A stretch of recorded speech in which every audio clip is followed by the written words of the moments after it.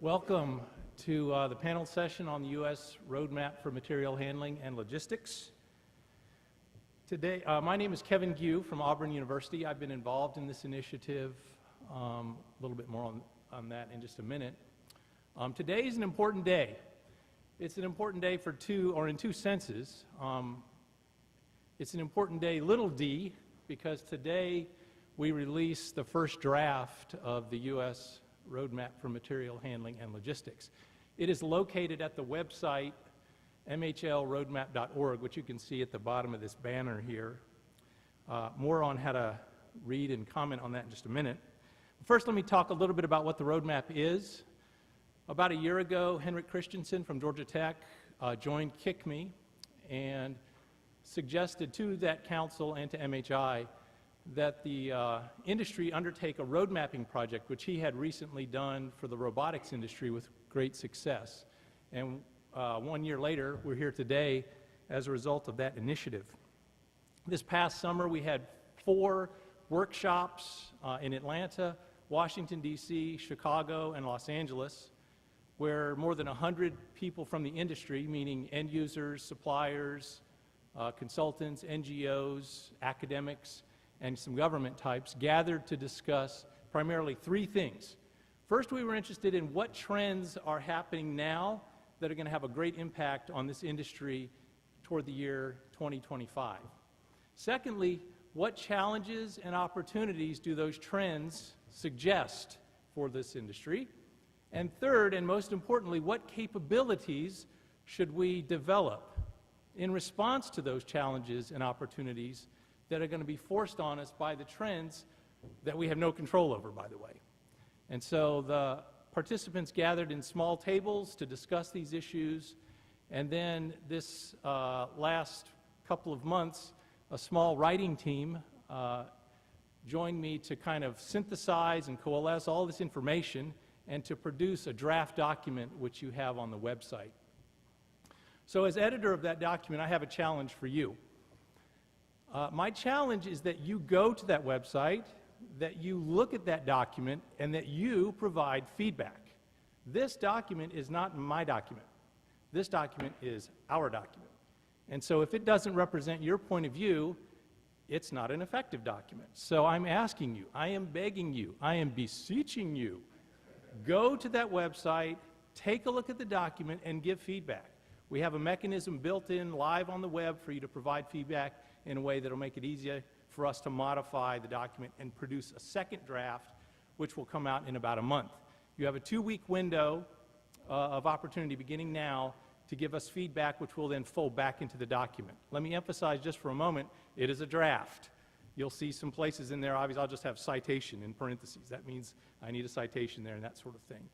So the framework is there, it should be readable, but it is very much a draft. But we need your input. We need your stories, we need your validation, we need to tell us that we're crazy and off target, whatever it is.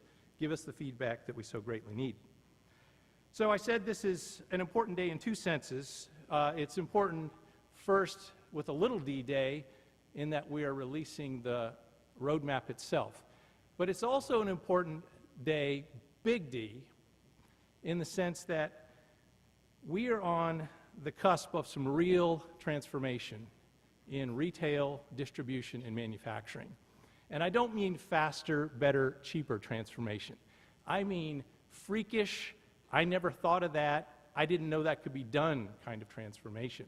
Having just spent a month thinking about these issues, I'm simultaneously afraid and excited about what the world's going to look like in 2025 and the kinds of things that we can be doing to contribute to this nation by that year. If, and only if, we get together and do some really concerted things and work together towards some ends. So this is an important day. This day is an important day because we have to decide if we're going to take the hard steps necessary, and some of them are very difficult, to work together to solve some of the challenges and problems that are described in this roadmap. Some of those problems will be solved by individual companies just because of normal market forces and all the rest of that. That's fine, that's great. That's the beauty of our economic model. Some of these, the really big ones, will only happen if we come together in completely new ways and work together to solve, and I don't just mean the people in this audience here, but actually your customers and your suppliers and the whole shooting match. If we come together and solve some of these big problems together, we can make a difference.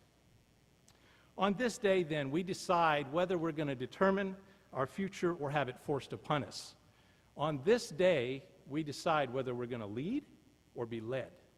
And I hope you'll join me in leading the industry. And the way you can participate is to get to that document, give us some feedback, tell us whether we're on target, and move forward with us as we begin to define the future for ourselves.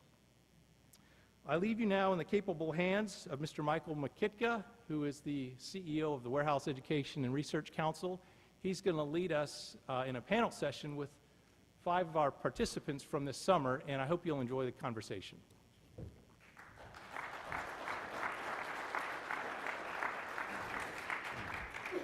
Thank you, Kevin, and thank you to MHI for allowing WERC to be part of this. As Kevin said, it really is important. It's a collaboration among industry partners, associations, suppliers, end users. So a lot of information was garnished, and we're lucky to have a number of those that participated here with us today. And as it worked out, we have somebody from at least every event that was held is represented here, every city that an event was held in. So I'm going to start by introducing our panelists. We have a lot to cover and we don't have a lot of time. So we're going to keep our answers as concise as we can. We want to open it up for some Q&A for you as well, and get your feedback and get the discussion going. So with that, let me start by introducing our panel. To my right, is Jonathan Radar. He's the manager. I'm sorry, let me start over again. To my right is David Steele. He's the Director of Distribution Services at Disneyland Resort. Next to David is Matt Weinberg.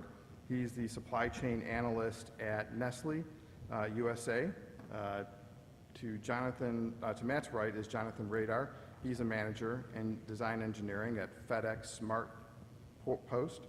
And to his right is Randolph Bradley, Technical Fellow, Supply Chain Management, Boeing Defense, Space, and Security. And finally on the end is Lori Denham, President of ASTNL, the American Society of Transportation and Logistics. So let's get started. Like I said, there were a number of issues and challenges that were identified. We're going to try to hit some of them. And we're going to start with one that we hear a lot about in the press, and that's big data. Big data is all over the place. Everybody's talking about what do we do with it, how do we manage it, et cetera. So I'm going to start this question with Randolph. Boeing makes everything from airplanes to military aircraft to space rockets, and surely you collect a lot of different large data sets about your operations, your sales, your customers, and of course your products. Two-part question. Has the availability of massive quantities of data led to new techniques of data mining and data visualization at Boeing? And what is your vision for big data across the industry by 2025? Well, that is a big question. A good definition of big data is data sets that are too large to analyze using conventional databases. So I'm talking about databases that span multiple data sets within a company, across industry. And there are a couple of things that you like to do with big data. One is data mining, the other is predictive analytics. So at Boeing, with data mining, when we're working on maintenance for jetliners, there are a lot of write-ups in text form with a lot of cryptic abbreviations like APU broke, fix. Well, what's APU? An auxiliary power unit. Which aircraft? What's the part number? And so we have a data mining group that's looking at pulling this text in different formats, spellings and misspellings, converting it to part numbers so we can analyze our maintenance data and determine demand. In predictive analytics, we're looking at analyzing supplier history to predict future supplier performance so we can preemptively help out suppliers to ensure on-time delivery. Now, I'm involved with a group called the Center for Education, Logistics and Distribution, or CELDI, which is a National Science Foundation-sponsored industry academic group. It's one of the sponsors of the U.S. roadmap. And with the CELDI organization, I'm involved in a project called Variation Identification for Supply Chain Operational Risks, or VISOR. So what we realized is the problem with big data is that there's a lot of incomplete, missing, and conflicting data. So things that are supposed to be the same, like price, lead time, demand, aren't. What are you going to do about it? Well, this is actually a great source of competitive information, because if you can rank order data by differences, you can clean it, you can actually analyze variability to set safety stocks for service parts. It's a great thing. And the other thing you need to do by 2025 is be able to share information not just within a company but across organizations. And there's a guy named Tim Berners-Lee, one of the internet pioneers out of MIT, who's doing work on a system called linked data. So imagine that you could Google for data as easily as you Google for birthday presents. So that's the promise of linked data, standardized information that's easily accessible by anyone across industry. Well, and I think you bring up a good point, because now we start to get into collaboration.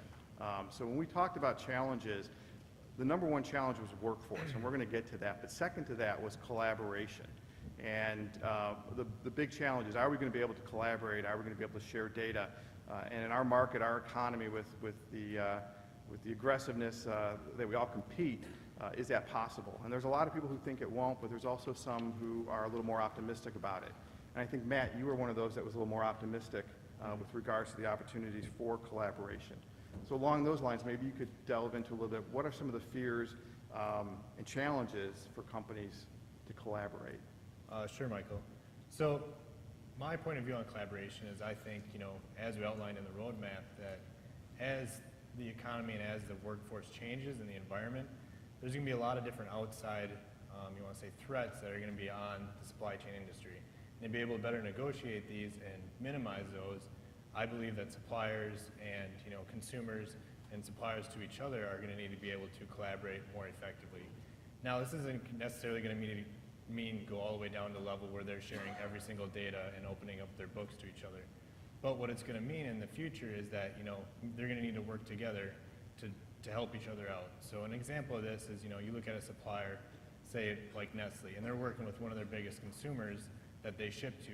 Now they're having meetings every month that looks at the next month, the next 60 days, the next 90 days, and they're looking at how they can better service each other. They're looking at some of their KPIs and things like that. But you'll also look at it maybe in the next, by 2025, is what are these companies doing to minimize their supply chain costs? So some examples you may see coming up is that, maybe some of these larger companies are looking at, where are they shipping to for their warehouses, and where is the customer pulling from? Can they combine those warehouses and share that infrastructure? Because those infrastructures, as you can see in a lot of supply chain, or part of a supply chain company, distribution and logistics is a large portion of the cost and the overhead. By combining these and those companies working together, that will minimize that and increase efficiencies, which kind of also loops back to things that we talked about in the roadmap, where customers are going to be asking for product and they expect it a lot sooner than they see now. So by collaborating, you're going to be able to get the product to the consumer a lot faster at a lot cheaper price, and getting rid of all those costs that they're essentially not paying for. Okay, and some examples of that. Jonathan, do you have some examples of maybe where collaboration is occurring? I do. The idea of this collaboration is certainly plausible. FedEx Corporation does that now amongst its individual opcos, FedEx Express, FedEx Ground, FedEx SmartPost, et cetera, et cetera. Granted, it's a little bit easier for us because we'll call it a closed-loop system, but the commonality of the IT systems is what makes it possible. Down the road, 2025, some new technology, some new IT schemes will need to be developed, but the idea certainly is plausible for this information to be shared amongst different shippers, different warehouses, even different shipping companies, albeit it would be with competitors would be sharing this information as well, but it can be done. Anybody else have anything else to add to that? I could chime in on that a little bit. At Disney, we import a lot of goods, and we're starting to see some evidence of collaboration, not only with the manufacturers, the vendors overseas, and even domestically, but also some of the major importers in terms of carton standardization and pack size standardization, and a lot of it trying to one, decrease cost, but then also try to kind of green the supply chain a little bit. So do you think there's more optimism that we'll get to a point where companies will actually be able to share data that'll lead to improvements that we'll see, like we see in Europe with collaborative transportation, although that's a regulated process, basically. Is it something that we're going to dive into as an industry, or are we going to be led to it? I think you'll see it kind of in a tiered type of outlook. So you'll see some of your big companies with their biggest consumers, they're kind of the 80-20 rule. They're going to put most of their resources and combine the best collaboration with their big customers. So you'll probably see that where they share data, and they share some of the infrastructures. But then as you move down into those smaller companies, I think there's still going to be collaboration in the next 15, 20 years, but it's not going to be on the level that you would see with, say, a Nestle and a Walmart or a Disney and some of their major suppliers. You're not going to see that the smaller guys. The smaller guys will still be collaborating, but they'll be on a much smaller level. Okay. And it was touched upon in the discussion where we talked about standardization, which was another challenge that is identified in the roadmap. Not just a common language for physical products and equipment, but it's becoming increasingly important for describing our processes, our procedures, our skills, and our metrics. Along those lines, and working a little bit towards the workforce issue, which we'll get into next, Randolph, what do you see as the next revolution with regards to standardization, what role technology will play, and maybe how we're going to be able to train tomorrow's employees to meet challenges? Well, I think the acknowledged largest trend in standardization was the advent of the standardized shipping container in the 1950s. It enabled us to standardize cargo handling in ships, across trains, intermodally on rail. And I think the next standard is going to be standardization at the package level. I've been doing some work with Virginia Tech and the University of Arkansas, again through the National Science Foundation sponsored organization, CELDI, one of the roadmap sponsors. And they're looking at a project on the physical internet. And the idea is to think about material handling and logistics, transportation, just like you think of packets of information moving over the internet. So you think of an email message. You've got security layers that make sure that you know the sender and receiver.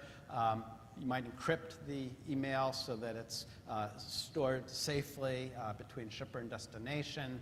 Your information basically gets broken into packets, and so it may route through different networks and then gets assembled. And then there's a validation so that when your email arrives, you actually make sure that what received was what was sent. And the idea behind the physical internet, or PI as it's called, is to look at whether or not you can use this analogy to improve shipping and logistics. So let me give you some stats from the Federal Highway Administration. They found that the average trailer is only about 42% full, and when it has a load, it's still only 56% full. 25% of the time, trailers are moving down the highway with no load at all.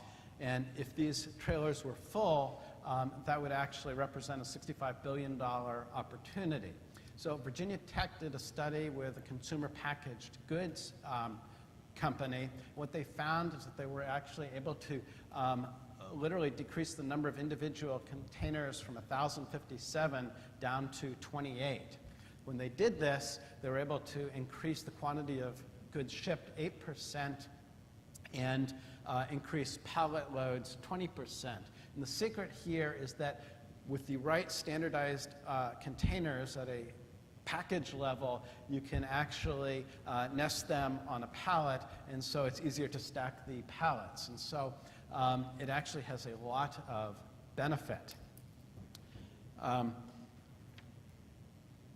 You're talking about standards for education, especially in 2025. I'm involved in an organization called the International Society for Logistics, SOL. We've got a certification process. I'm a certified professional logistician, which means my employer knows that I at least on paper, understand a little bit about logistics. And we think within the material handling industry that they're going to be standardized curricula at universities so that when you go to hire a new employee, you know that they have a defined set of skills, they have a common vocabulary, and this also is useful for existing employees, and it's a great way to show progress in particular skill sets. So that ties in nicely then with my question for Lori Denham. Where do you see the role of industry certifications now and in the future? Well, I think it's a bit of a chicken and an egg issue in that many industry people ask for it to be preferred rather than required. So part of it is going to be the industry requiring some of the standardizations. And the other is to be able to have a clear career pathway where you have an entry-level, a mid-level, and senior-level type certification so people can grow along a pathway. They definitely are essential, but what you run into is if they're not required, people are not sure if they should invest in it. Employers really want people to be certified because there not as much on-the-job training as there used to be. So a certification means you have a proven body of knowledge and you're able to take that knowledge and work with it. I think the other clear piece of this in developing all certifications is that industry and academia have got to work together. It's essential. That's a good point. Anybody else with regards to when we talk about standardization, either from a workforce or a process standpoint? Okay. We talked about workforce, and that was probably one of the most largely discussed issues at most of the roundtables that were held or discussion groups that were held about the roadmap. And our industry is feeling forces in a couple of different ways. We have the demographic challenges of a workforce, what's going to happen when people retire, who's going to take their place, are we drawing their interest, et cetera. But we also have the challenge of skill sets. Are we developing, are the opportunities in place for people to learn the necessary skill sets to come into our industry? So along those lines, David, let me ask you, where do you see the greatest gap if current trends continue? Yeah, I guess when I look at it, I think on a high level, supply chain is getting an awful lot of recognition, and I think we're doing a decent job of preparing individuals to go into those salaried roles to help companies achieve success. Where the gap seems to be is maybe at that trade tech level. So as the workforce changes, as it ages, probably going to need some different type of automation to enable a company to produce things at the same level it used to. And that takes just an ever-increasing amount of technical skill to maintain that equipment and also maintain the systems that are going to drive that equipment. And that's really where there's just a gap. You just don't see as many folks going into that type of career. And Lori, why do you think that is? Why do you think we have these obstacles in recruiting people to our industry? Well, I think the biggest issue is the promotion of our industry. I mean, how many of us go to career day and try to explain to our child's class what we do? They're just totally embarrassed. They can't figure it out, and it's hard for us to show it. I was reading the Georgetown Center on Education Workforce had a couple of reports out, and I was amazed to read this, that it said the K through 10 are producing enough STEM students. And for those of you that are not aware of STEM, it's science, technology, engineering, and math, to fill some of these technical jobs. They have enough people they're producing at the young ages, but 75% of these kids do not go into a major in college within the STEM program. So we're really losing out there. But I think, you know, going back to what I said before, is introducing our industry at a young age. Even the parents don't understand it. We work with an organization, we've developed a high school program because the high school teachers don't even know about it. And unless we start there, they're already making their decisions about where they're going to go work by the time, or what kind of career they want by the time that they're are juniors in high school. And again, back to that career pathway, show them where it's going to go. There are many jobs that pay $35,000 a year that don't require a BA degree, but they don't know about these. And so I think working with industry and again, media and associations to promote our industry is going to be key. And Matt, as someone who is probably one of the newest members to our industry, what drew you to logistics? So I think, it started in college. I went to a college back in Wisconsin, and when I enrolled there, we had just come out with the supply chain program. And I knew that was a first. It was between us, Ohio State, and Tennessee were some of the other big ones. So once I got into that, it was kind of the operations side of it and some of the fact that it was mixed with business that really attracted me to it. And the way that, I saw it, and luckily we had a very hands-on program that I was able to see how integral it was inside companies. So it was just kind of starting down that path, and I'm more of a left brain type of guy too, so that was a major part of it. But I really liked how interworking it was with the company, and then I saw that it was going to be a major player or major part of the company in the coming years. Anybody else? Yeah, I'll just add in, and this really is to support everything my fellow panelists have said, but this industry it's not obvious even to people in college what kind of opportunities and what kind of challenges they can have here. We've not marketed it well. It's not being marketed well, and that's where we really have to change it. I go to a lot of job fairs, and I'll have engineering students ask me, well, why does FedEx need a mechanical engineer? Why do they need an electrical engineer? And when you step back and think about it, it's obvious. I mean, there's machines and all those kinds of things, but it's not customer facing. It's not on the forefront. We've got to change that. Change it to be truly a tech-driven industry, not a truck-driving industry. Well, as someone who represents an organization with warehousing in our name, I can tell you it is almost the kiss of death when we talk to college students, because very few college students ever raise their hand and say they want a career in warehousing. So it's something we always struggle with as an organization in terms of developing our identity among a new audience, to say it's more than moving a box, it's more than driving a forklift. There's everything you see, everything you touch has basically been delivered to you by our industry, the logistics and material handling industry. So I think we have our work cut out for us, but I think we're on definitely a right path. Yeah, and I agree with that. When I started my education, it was more heavily in the operations side of it. So you're looking a lot of your lean and your Six Sigma and things like that. And when I started at Nestle, it was almost completely different side of supply chain that I had never seen in college. So I didn't have, and it was much more intriguing than what I had learned in college, luckily. But I think what the challenge is going to be is developing these majors at more colleges that, like everybody's just mentioned, that we're getting away from the operations side of it, the supervisor role or the operator role side of supply chain, and getting more into what can prepare you so that you're sitting at the board or sitting at the table with all the other guys making the decisions for a supply chain, and you're just not a downstream activity. Good point.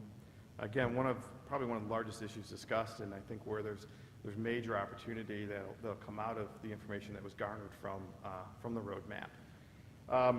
Moving on to another issue that was identified as having challenges and opportunities for our industry, and that's the supply chain visibility. David, how do you think new technology might work together to aid supply chain visibility? Well, and visibility, of course, is important in a couple of different ways. One, the customer more and more wants visibility to what they're procuring or what they're ordering. And as a supply chain organization, you need to drive efficiencies through your supply chain, and you can do that with increased visibility. So you're starting to see, RFID's been in the background for quite some time. I think it's going to continue to evolve. I don't think it's going to be the panacea for all the ills that are out there, but I think that and the culmination of the kind of audio or the video technology and the ability for automated systems to interpret whether it's a barcode or even just a visual symbol, and be able to have more of that automated guided vehicle inside of a warehouse, and quite frankly on the roads. You look at the Google cars, and so you've got opportunities there that I think are on the cusp of going mainstream and being able to address some of those pitfalls we see with the aging workforce, or the workforce that maybe doesn't want to work in a warehouse. We look at a driver shortage on the freeways, so these are ways where you can address those. They're not cost effective yet, but I think that's where it's headed. And I think that ties in nicely with some of the opportunities that were developed, and probably most interested to all of you is along the technology and automation. You're all well familiar with some of the benefits and the savings that can be garnished, but there's also the challenges and some of the costs involved. Flexibility has also been brought up as an issue.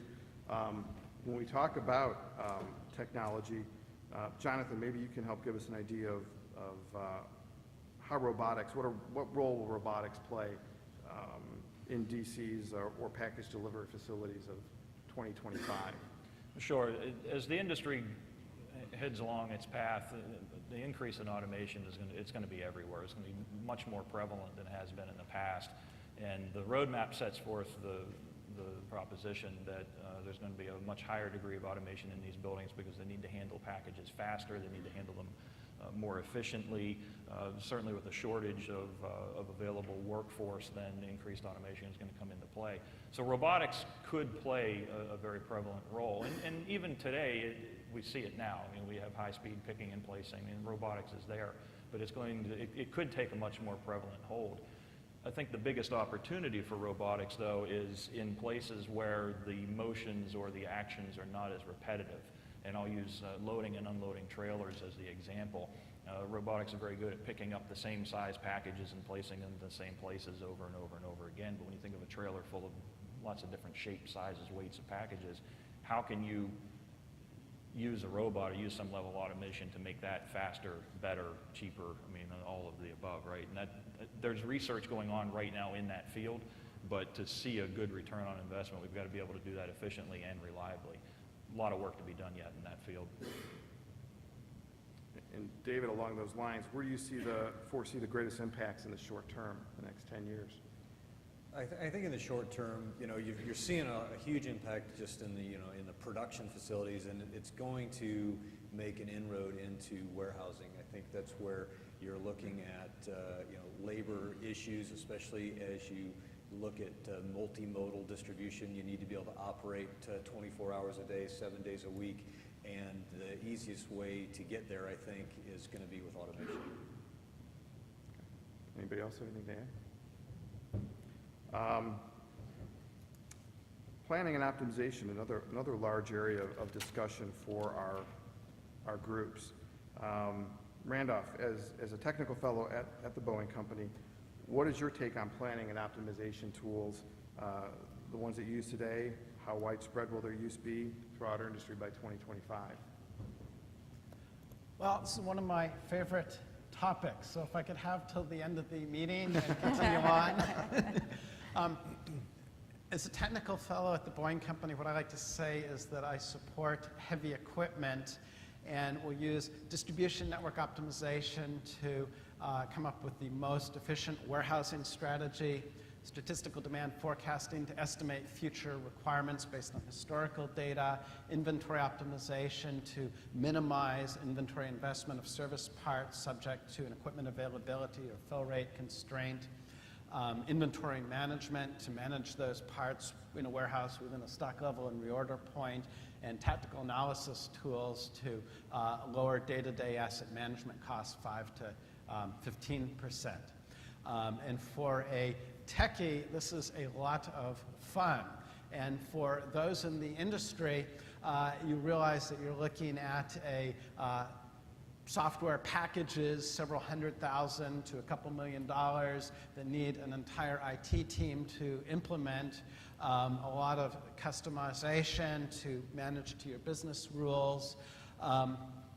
And it works really, really well because you can literally lower inventory investment of service parts, and those specialized forklifts, material handling equipment, conveyor systems have a lot of service parts by 25%.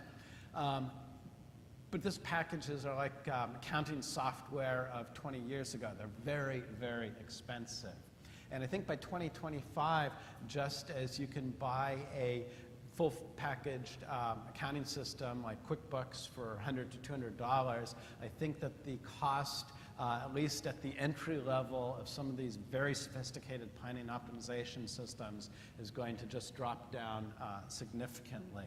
I'm a techie, and so I'm familiar with the software, both the package level, the use level, and the code level. And they're teaching how to program the code at grad school. And it just needs the right person to say, enough of these $100,000 packages, we're going to come up with something really fast, even implemented with an Excel interface. And you're going to see a big drop by 2025 in price. And that's going to be great for American competitiveness, because if we can lower inventory investment for service parts 25%, day-to-day asset management costs 15%, that's going to help us compete on the global scale. So basically it comes down to an iPhone app. If we can get it down to there, we're going to be all set. Jonathan, along those lines then, how do you think package sorting and distribution center, what does FedEx see changes that need to be made to accommodate what the roadmap is predicting for 2025 when it comes to technology and our planning and our optimization? Well, speaking strictly from a package delivery standpoint, the roadmap believes that in 2025, packages are going to be shipped from multiple smaller distribution centers, perhaps in a more urban environment, and there's a lot behind that. But the packaging type is changing. It's changing today, and it's going to continue to change. It's smaller packaging, it's much lighter packaging. It's bags instead of cartons or boxes. And from a package delivery standpoint, that presents us with a lot of challenges, because now you can't put a single automated sorter or even a manual system in that can handle such a broad range of packages efficiently. So we're struggling, my group struggles a lot with trying to convey these packages within our distribution centers or our delivery centers. So going forward, we need technology that can better handle these things, or maybe a higher degree of standardization in packaging for these types of rapid delivery items that we can handle better than what we're doing today. Okay. Does anybody else have anything to say along those lines in regards to that? There's an interesting debate in the industry about package standardization. On the one hand, it makes things more efficient. You can increase pallet utilization. You can standardize conveyor systems. On the other hand, there are also companies in the material handling industry that are developing custom boxing machines that will literally size the box to fit a specific order, and that minimizes